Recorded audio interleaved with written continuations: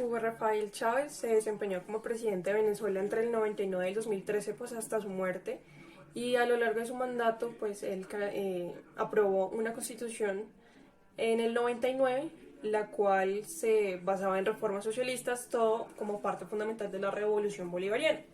Y pues también cabe destacar que en gran parte de su mandato los precios del petróleo estuvieron muy altos, siendo su pico más alto como en los 2000, 2005, 2008, pero su pico más bajo llegó a 2019-2020. También pues cabe destacar que él implementó programas de educación, de sanidad, de vivienda, de alimentación totalmente gratuitos para su población, cosa pues que a la par de tener buenos ingresos por el petróleo que se vendía en Venezuela, mejoró considerablemente la calidad de vida, alfabetización, entre 2003 y 2007. Nicolás Maduro Moros es el actual presidente de Venezuela y fue el sucesor de Hugo Chávez, predilecto sucesor porque no era él quien debía seguir con el poder, fue el vicepresidente de ese entonces, Diosdado Cabello, que era el vicepresidente de ese entonces. Esto fue pues claramente nada bien visto por ojos internacionales, porque si se supone un presidente deja, muere o abandona el poder, quien debe seguir con este cargo es el vicepresidente. Entonces lo que hizo la Asamblea Nacional, la Sala Constitucional del Tribunal Supremo de Justicia, fue hacer como una consideración interna, lo llevaron a votación y lo nombraron como presidente encargado de Venezuela.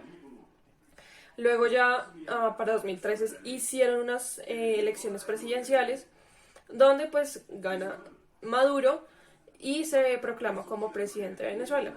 Maduro toma el país ya en unas condiciones de crisis increíbles y ya el pueblo pues entra a desmeritar la figura de Maduro y de Chávez. Bajo la argumentación de que estas elecciones se celebraron bajo prácticas corruptas, de poca credibilidad y de evidente amenaza contra ellos que no votaran contra Maduro, quienes apoyaran la oposición y demás. Es así pues como a 2020, más o menos 51 países no reconocen el gobierno de Maduro como el presidente actual de Venezuela. Vladimir Padrino López es uno de los actuales ministros de Poder Popular, está en este cargo desde 2014 debido a su fidelidad desde el gobierno de Chávez. Ha sido sancionado por distintos países. Por ejemplo, Colombia pues, fue calificado como una de las 200 personas que mantienen una relación estrecha y cumplieron un papel vital en la participación de la conciliación del poder de Maduro. Como ya lo comentaba anteriormente, estas elecciones en las que fue elegido Maduro no fueron reconocidos por muchos otros países por su falta de credibilidad, los pocos procesos pues bien hechos. Entonces, este señor es una de las máximas autoridades del país porque pues tiene casi que todo el mando de las fuerzas militares bajo su mano. Se le atribuyó pues la responsabilidad del desmán de las fuerzas en las protestas. Luis Almagro es el secretario de la Organización de los Estados Americanos y es también uno de los principales opositores internacionales del gobierno de Maduro. Este señor numerosas veces ha tachado a Maduro de dictador, criminal, irresponsable y ha hecho varias declaraciones públicas en las que solicita que se tomen las acciones necesarias desde los entes internacionales para mitigar los problemas y quitarlos de raíz, es decir, tomar las medidas desde, por ejemplo, la OEA, que es donde este señor trabaja. Enrique Capriles hace parte también de la oposición del gobierno de Venezuela, es el actual gobernador de Miranda del Norte en Venezuela y él también estuvo en las elecciones de 2013, las que no son reconocidas por algunos entes internacionales. Claramente fue derrotado por Maduro y dicha razón, por ser parte de la oposición, fue inhabilitado del poder por 15 años. Como ya lo hemos visto anteriormente, pues a todo opositor quien estuviera en contra del gobierno de Maduro podía ser llevado a prisión, inhabilitado del poder, como le pasó a este señor, y también podría ser extraditado. Juan Guaidó Márquez es el actual presidente encargado de Venezuela. Pues en 2009 este señor anuncia que tomaría el poder por el derecho constitucional que le otorgaba la constitución de este país y convoca elecciones nacionales. Este señor celebra un cabildo abierto que lo veremos luego en el desarrollo histórico y se juramenta como presidente encargado de Venezuela en el 2019. Este señor también ofreció una ley de amnistía para la Asamblea Nacional, para el personal militar y todo aquel que ayudara a restablecer el orden nacional. Específicamente le comenta a Maduro que si se entrega voluntariamente tendría amnistía. Pero aquí hay una excepción, que es todos aquellos que cometan crímenes de lesa humanidad no podrán ser parte de este grupo de amnistía. Entrando en materia ahora de los protagonistas en la crisis de Venezuela, comenzamos con algunos estados y países, entre ellos Estados Unidos. Recientemente, Washington responsabilizó a Moscú por frustrar la salida de Maduro en el golpe de Estado. Un analista de diplomacia de seguridad de Rand Corporation, que es asesora de las Fuerzas Armadas estadounidenses, comentó que este conflicto ya no es entre Venezuela y Estados Unidos o entre Guaidó y Maduro, sino que Venezuela se ha convertido en lo que sucedía con Cuba en la Guerra Fría, que era la apuesta de dos naciones por mostrar su poder, su primacía sobre otras. Entonces, se repite la historia. Además, Estados Unidos también fue por muchos años el primer comprador de petróleo en Venezuela. Y recién inició la pandemia, Washington, como forma de castigo a Maduro, empezó a cortar relaciones diplomáticas, pues obviamente precedido por otras causas sociales. Por si consciente dejó comprar petróleo, no mucho, pero sí dejó comprar petróleo. Entonces, esta corte de relaciones fue aprovechado por Rusia y es aquí donde se empieza a acercar a Venezuela.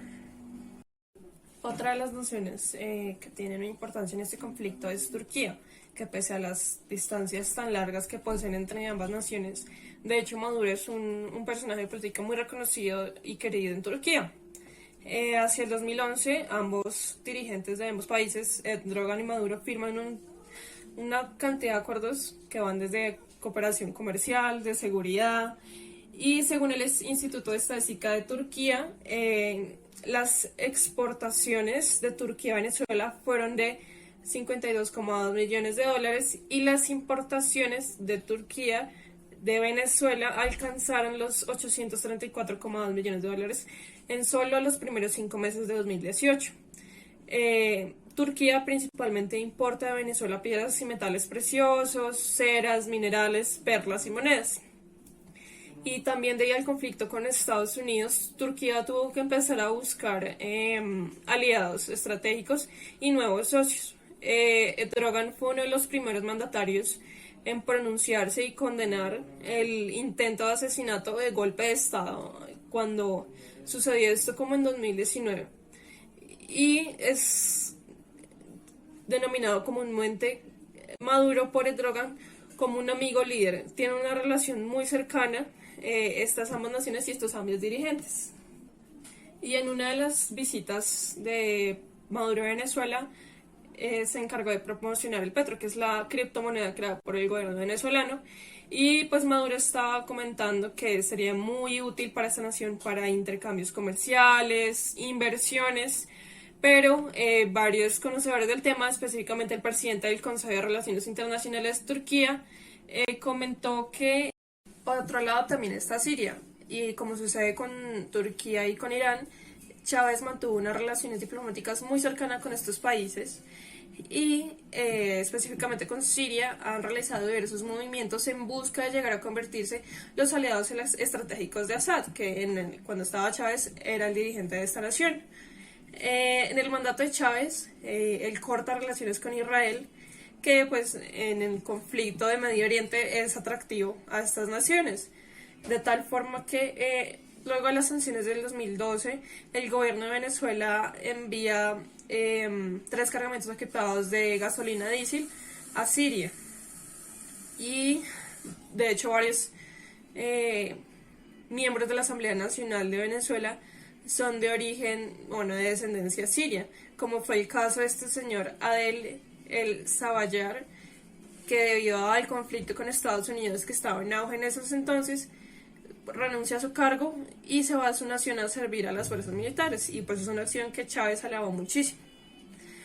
Según el profesor de Amherst, Javier Corrales, el antiamericanismo de Chávez no era solo ideológico sino también práctico, pues su poder se basaba en una poca creíble unión entre los militares nacionalistas y grupos de extrema izquierda. Entonces, este americanismo une su coalición y asegura de tal forma ser amigo de cualquiera que esté dispuesto a desafiar a Estados Unidos.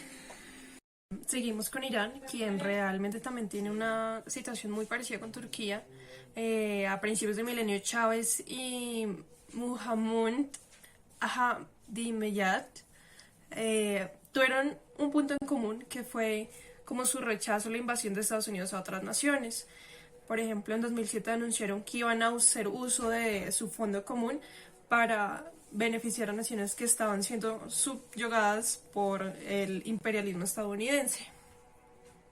Y pues desde que Chávez llegó al poder, la nación ya tenía relaciones diplomáticas muy buenas con Irán, de tal forma que cuando Chávez llega al poder se fortalecen las relaciones en el área de producción energética y de cooperación económica e industrial.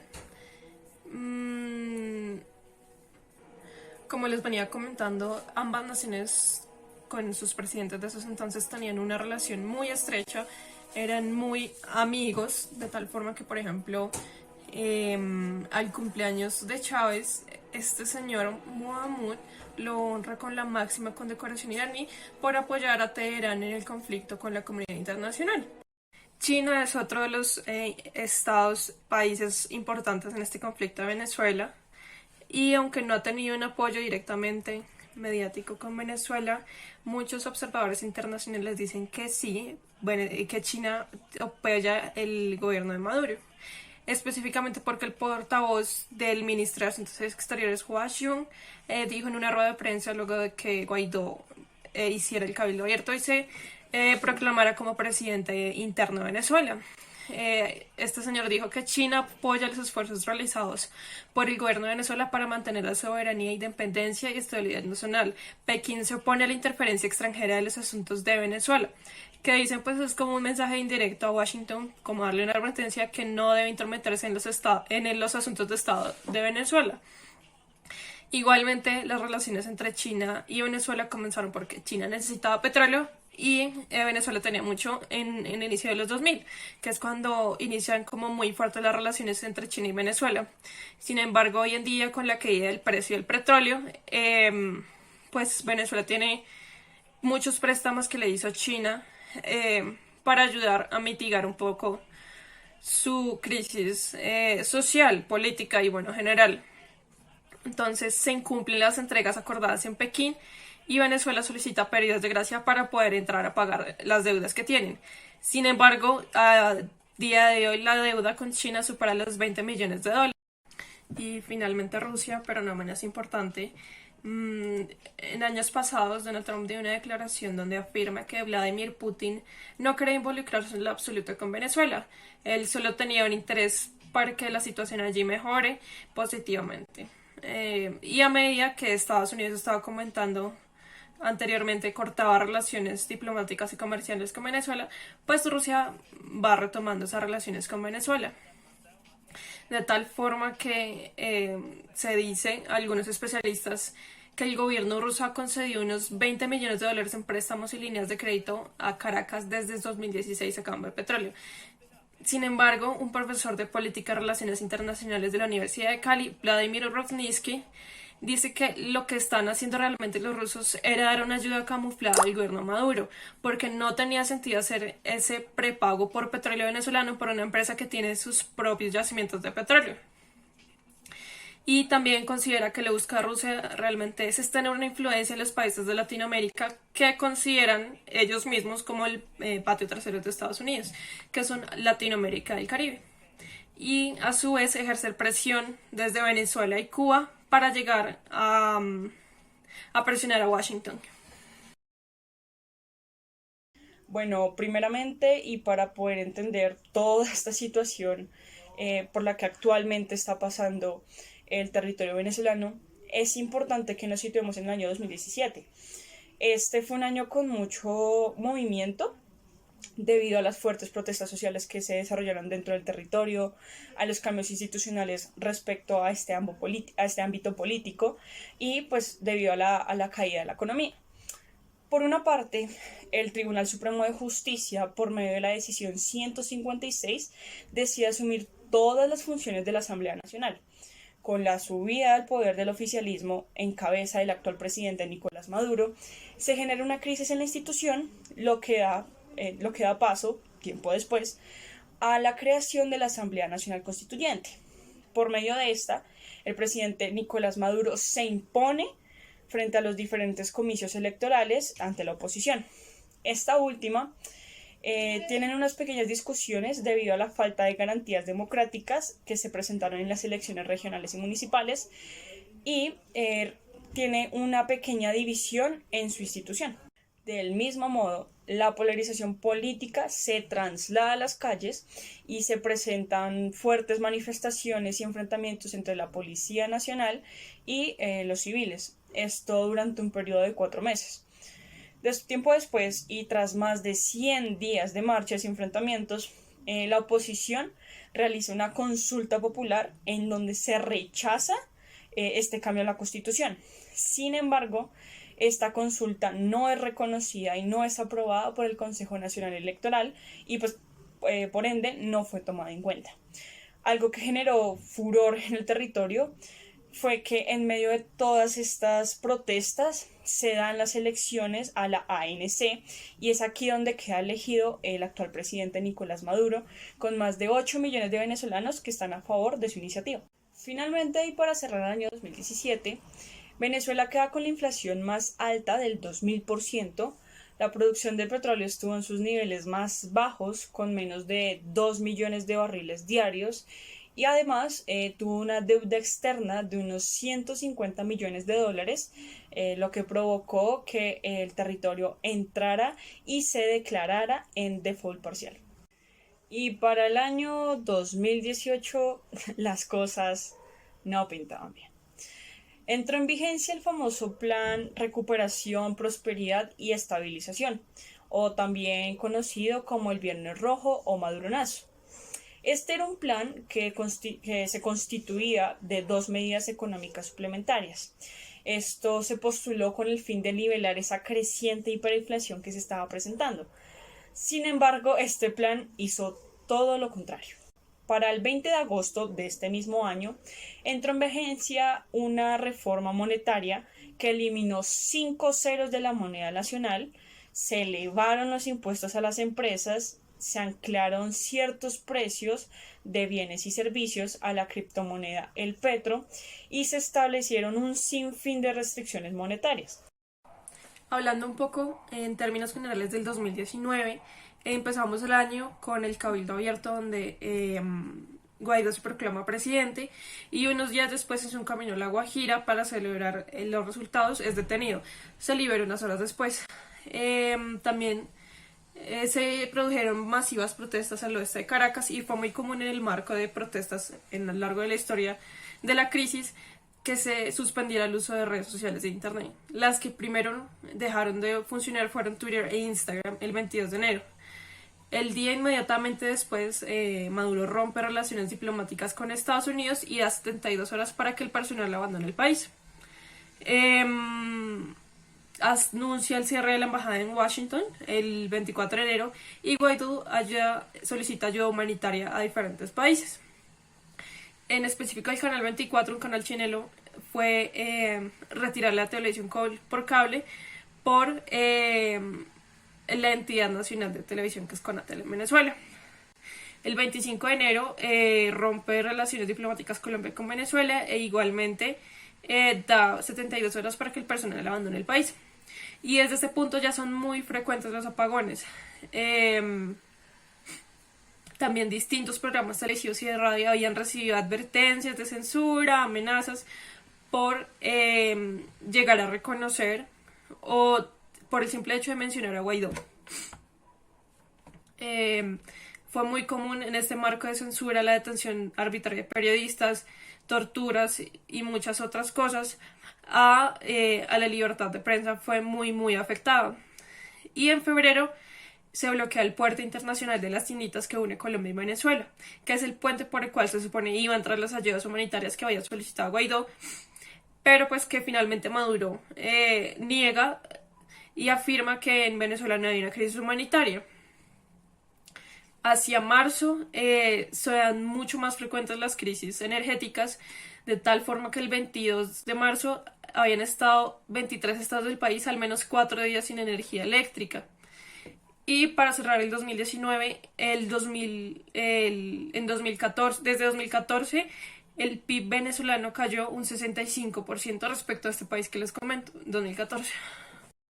Para el 2020, al menos 60 países reconocían a Guaidó como presidente y llega el coronavirus. El 17 de marzo se decreta cuarentena nacional, se suspenden actividades judiciales y ahora se le añade a la crisis social y política la crisis de salud. El 26 de marzo presenta a Estados Unidos cargos criminales contra Maduro por narcotráfico y hacia mayo inicia la operación Gedeón. Esta fracasa rotundamente, fue una operación en pocas palabras supuestamente patrocinada por un empresario con mucho dinero de Colombia que pues finalmente fracasó. Y además a las crisis que ya tiene Venezuela, hay una crisis de gasolina. Entonces Venezuela empieza a importar gasolina desde Rusia porque es uno de los pocos países que aún tiene como, acuerdos comerciales con Venezuela y que no se vería afectado por las restricciones de Estados Unidos, porque Estados Unidos impone restricciones a todos aquellos países amigos de Estados Unidos que tengan o lleguen a beneficiar de alguna forma a Venezuela. Para el 15 de agosto se estiman al menos 747 ataques, amenazas, restricciones y censuras contra periodistas. Y para agosto se registra el pico más alto de muertes en Venezuela. La evidente crisis de salud por la escasez de medicamentos, profesionales de la salud, equipamientos, protección. Los centros de salud cerraron por presupuesto. Amenazas y atenciones que se le hacían al personal de salud que llegaba a comentar la realidad de lo que estaba sucediendo con el COVID. Y en septiembre el Ministerio Público de Venezuela comunica que al menos 565 funcionarios habían sido acusados de violaciones a los derechos humanos desde el 2017, que son personas que todavía seguían ejerciendo cargos públicos. De tal forma que también la misión de la ONU comunica que las autoridades y las fuerzas de seguridad habían planificado y ejecutado numerosas violaciones a los derechos humanos desde el 2014. Eran considerados derechos de lesa humanidad y existían suficientes razones para creer que el gobierno de Maduro estaba totalmente informado de esto y había participado en estos crímenes. Para septiembre, finales de septiembre, al menos 2.000 muertos en las operaciones de seguridad, que fueron ejecuciones extrajudiciales por parte de las fuerzas nacionales y todos los entes estatales de control. Y para noviembre se habían registrado al menos 9.000 protestas contra la falta de asistencia médica, desempleo, bajos salarios, precios muy altos de los alimentos, pocos alimentos, retraso e impedimento de las ayudas humanitarias, carencia de servicios públicos, la gasolina. Y al menos 402 de estas protestas tuvieron respuesta directa de ataques de fuerzas estatales, causando la muerte de al menos 6 manifestantes y 149 lesiones. Del mismo modo, y para profundizar con todo el tema, es importante mencionar que toda esta crisis por la que está pasando el territorio venezolano ha afectado en muchos aspectos, en especial los aspectos sociales, políticos y económicos. En cuanto al el aspecto social, muchos venezolanos tuvieron que dejar su país y emigraron a diferentes partes del mundo. Tal es el caso de América, tanto al norte, al centro y al sur. Esta emigración se hizo en busca de mejores condiciones de vida y de un mayor progreso. Sin embargo, las causas de esta migración van desde lo político y lo económico. El territorio venezolano, en cuanto pues estas causas políticas, entró en un periodo de transformación total con el expresidente Hugo Chávez y con el actual presidente Nicolás Maduro, quienes impulsaron esta reestructuración política y de los poderes públicos, como es el caso de la Asamblea Nacional Constituyente. Del mismo modo, el referéndum tuvo un efecto y un auge bajo la figura de una democracia participativa, y con la aprobación de una nueva Carta Magna y la cantidad de leyes reformistas dieron paso a que esas bases del socialismo entraran en el territorio y se fortalecieran dentro de este. Asimismo, y con la llegada de este nuevo poder político al territorio, grandes potencias comerciales como Estados Unidos y la Unión Europea mostraban cierto rechazo y pues cierta preocupación hacia este avance socialista, que dejaba de cierta manera una diatriba en los intereses económicos de Estados Unidos. Asimismo, todo lo que fue el control de los precios, la desenfrenada subida de la inflación, esto por la nula existencia del libre comercio, lo que fue la caída del precio del petróleo, que en ese entonces fue la principal fuente de recursos económicos del país, y la escasez de productos básicos como la luz, medicamentos y alimentos, aumentó el descontento de la población, lo que hizo que aún más venezolanos emigraran y solicitaran asilos políticos en diferentes partes del mundo. A su vez, los niveles de desempleo en el territorio se intensificaron y a pesar de que existe una medida que exhorta al empleador a no despedir formalmente a cualquier trabajador, sea cual sea su posición laboral, ciertas empresas y comercios no han podido trabajar de manera habitual, por lo cual cumplir esa nómina mínima de trabajo se ha vuelto casi imposible. Según un reporte de la Organización Internacional del Trabajo, o la OIT, reveló que Venezuela es el país con mayor tasa de desempleo, superando a Sudáfrica. Este mismo informe revela que el 63% de las empresas del país han tenido una reducción del 53% en sus nóminas y que una de las principales causas es ese sostenido crecimiento de la hiperinflación y de la constante devaluación del bolívar. Como consecuencia de estos altos niveles de desempleo y con el desarrollo de la inseguridad alimentaria, se tuvieron ciertos efectos en las condiciones de vida de los venezolanos. Esto hizo que los niveles de pobreza aumentaran y la calidad de vida disminuyera. Tal y como lo menciona Anitza Freites, directora del Instituto de Investigaciones Económicas y Sociales de UCAP y coordinadora de la ENCOVI, los niveles de pobreza en el territorio aumentaron un 25%, en donde el 90% de los venezolanos no cuentan con los recursos ni con los ingresos suficientes para comprar alimentos. Esto por los altos precios de la canasta y la constante devaluación del bolívar.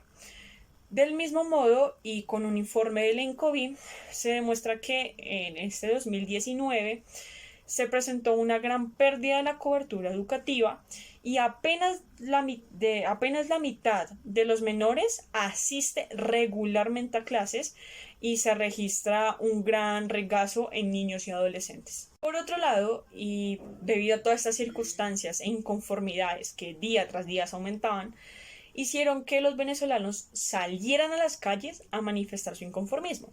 Según un reporte del Observatorio de Conflictividad Social de Venezuela, en el primer trimestre del 2019 se registraron 6.211 protestas, es decir, alrededor de unas 69 protestas diarias, que representaron un incremento del 153% con respecto a las del 2018. Los estados que más registraron movilizaciones, tales como lo muestra el mapa, fueron Distrito Capital, Miranda, Mérida, Trujillo y Táchira. Del mismo modo, y durante todas estas manifestaciones que día tras día aumentaban y eran más violentas, 1.503 personas fueron arrestadas arbitrariamente.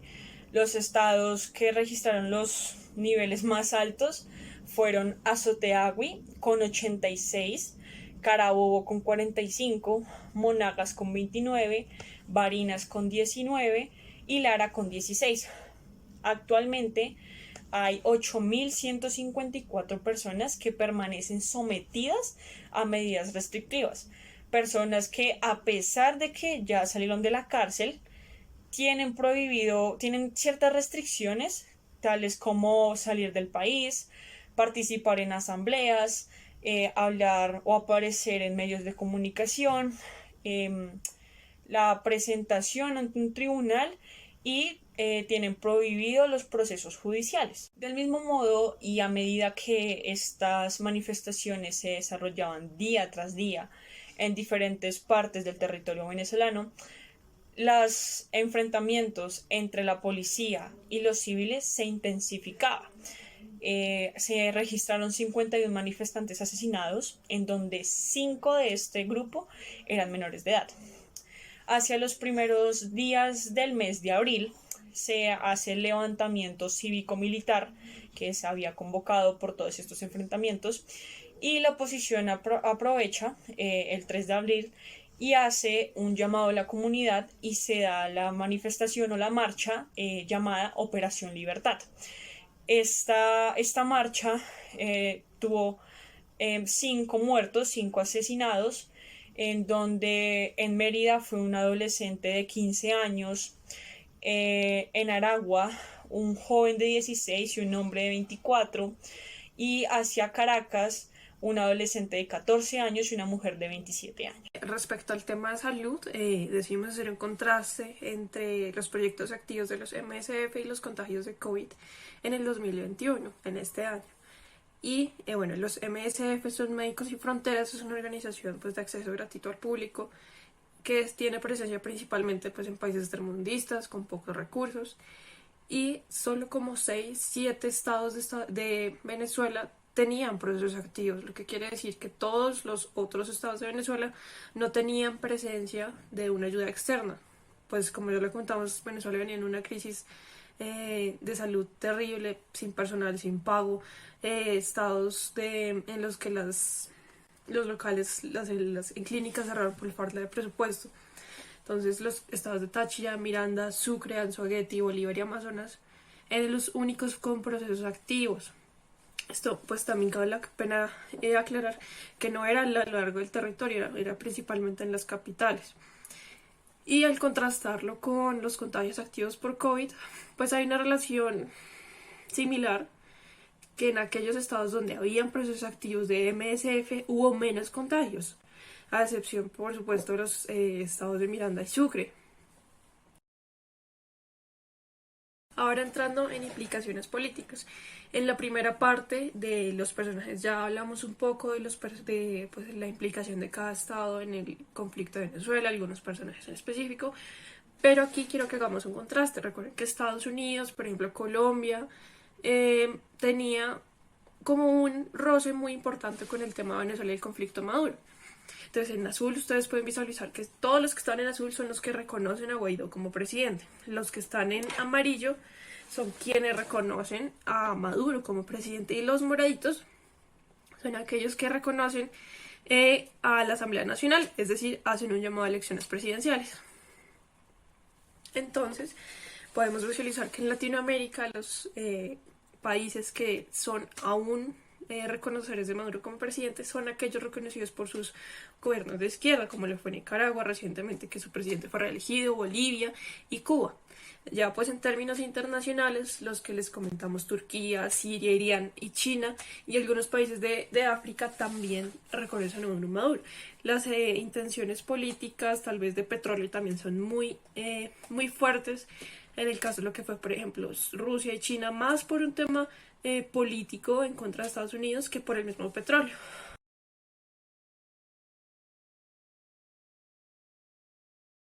También quisimos hacer un énfasis en el tema electoral, en este específico caso de las elecciones presidenciales del 2018. Los estados que ven en rojo más oscuros son aquellos que tuvieron mayor participación y votos por Nicolás Maduro. Aquí a la parte derecha podemos ver una representación gráfica de la cantidad de votos. Entonces la población total es bastante la que no votó, porque pueden ver menos de la mitad fueron los participantes que votaron. Obviamente hubo una clara ganancia por Nicolás Maduro. Sin embargo, pues también cabe destacar que ya varios observadores internacionales pusieron pues su posición de que en estas elecciones no se utilizaron pues estrategias convincentes, claras. Las evidentes amenazas que afrontaban todas las personas, porque también hay un tema de favores políticos y al igual que sucede en Colombia. Muchas personas votan más por obligación que por convicción propia. Por elecciones regionales, podemos evidenciar que el PSUV, que es el Partido Socialista Unido de Venezuela, claramente representado por Maduro, y el gobierno bolivariano, tuvo una acogida muy grande. Como ya se los comentamos, pues no es necesariamente porque la gente tenga una convicción clara por los ideales y lo que llega a representar pues este partido, sino por más temas de obligación, un tema de manipulación de votos muy fuerte, corrupción en el Estado, y muy pocos estados fue donde ganó la Mesa de Unidad Democrática, que es algo así como la oposición. Y nuevamente el tema de manipulación, pues realmente es muy difícil saber cuáles fueron las votaciones reales, quiénes representan, qué estados representan, qué ideales, pero podemos visualizar que específicamente el estado de Zulia, Táchira, Meira, Anzoátegui y Nueva Esparta son aquellos que tienen una mayor participación a la oposición. Después de haber hecho todo este contexto y de haber hecho un recorrido entre esos antecedentes que hicieron que se desarrollara esta crisis, ahora vamos a entrar un poco más en el tema de esas implicaciones económicas e empresariales. Uno de los claros ejemplos de esto, de los más afectados, fue la Compañía de Petróleo de Venezuela, o como se conoce por sus siglas, PDVSA. Esta empresa tuvo grandes repercusiones en cuanto al desarrollo de sus actividades y pues hizo que entrara en un retroceso. Para que esta compañía tuviera un gran auge en el territorio, primero se tuvo que dar una serie de desarrollos, tales como la explotación del petróleo a manos de la compañía Caribbean Petroleum Company, que era perteneciente a la empresa holandesa británica Shell. También tuvo que las empresas norteamericanas entrar al negocio petrolero con mucha fuerza, y pues esto hizo que el país, o sea, todo este desarrollo de petróleo, entrara en un mayor mercado y se extendiera a territorios internacionales. Es por todo esto que en 1976 se forma o se crea la petrolera PDVSA. Esta sale al mercado a manos del Estado venezolano y se hizo por conveniencia nacional, que ellos se reservan todo lo relacionado a la explotación en el territorio en busca de petróleo, asfalto y otros hidrocarburos. La empresa venezolana llegó a ubicarse como una de las principales petroleras del mundo. Sin embargo, debido a malas gestiones de sus gerentes y de las malas políticas que no favorecieron el mercado, la compañía ha sufrido la peor crisis de su historia. Para el año 2012, y según el informe de gestión anual de la empresa, se indica que la estatal de petróleo incrementó un 32% el valor de sus documentos y de sus cuentas por cobrar, lo que esto se traduce a un incremento de unas ganancias de 71.706 millones de dólares. Estos resultados también están incididos por los acuerdos que se firmaron entre la República Bolivariana de Venezuela, el gobierno venezolano, y la petrolera PDVSA. Acuerdos que se firmaron con el gobierno venezolano y también con ciertos gobiernos extranjeros. Por otro lado, el crudo venezolano obtuvo un precio promedio en los mercados internacionales de 103,46 dólares por barril, lo que representa un incremento del 2,45% respecto a los del 101,6 dólares por barril que se alcanzaron en el 2011. Para el mes de marzo, según el informe, se registró el pico más alto del petróleo venezolano, en donde se alcanzó un valor de 116,46 dólares según el reporte y según lo afirma BBC News Mundo en el 2012.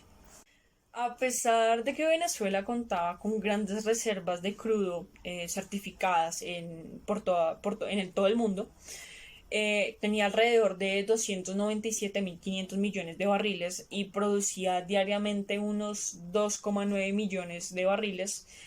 La crisis también afectó a este sector y fue el que más repercusiones tuvo.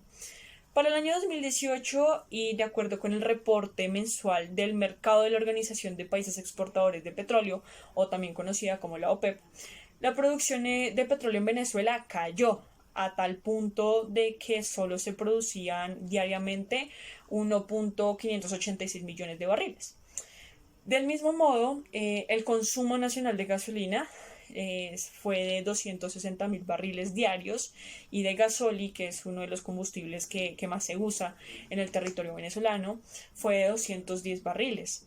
Estas cifras para la empresa eran imposibles de cubrir y pues la gran demanda aumentó y la eficacia en esto disminuía día tras día. Sin embargo, es importante mencionar que el territorio venezolano no recibe ingresos en divisas por todos los barriles que produce. Se deben descontar de estas cifras anteriormente mencionadas, se tienen que descontar esos barriles que están destinados al consumo interno, a los convenios de cooperación energética con Petrocaribe y las amortizaciones para China. En consecuencia de todo esto, el número de barriles que genera flujo de caja es muchísimo menor y el desplome de la productividad representa un costo de oportunidad para la nación y las empresas debido a que los barriles se pierden y estos son los que se podrían traducir en ingresos netos para el país.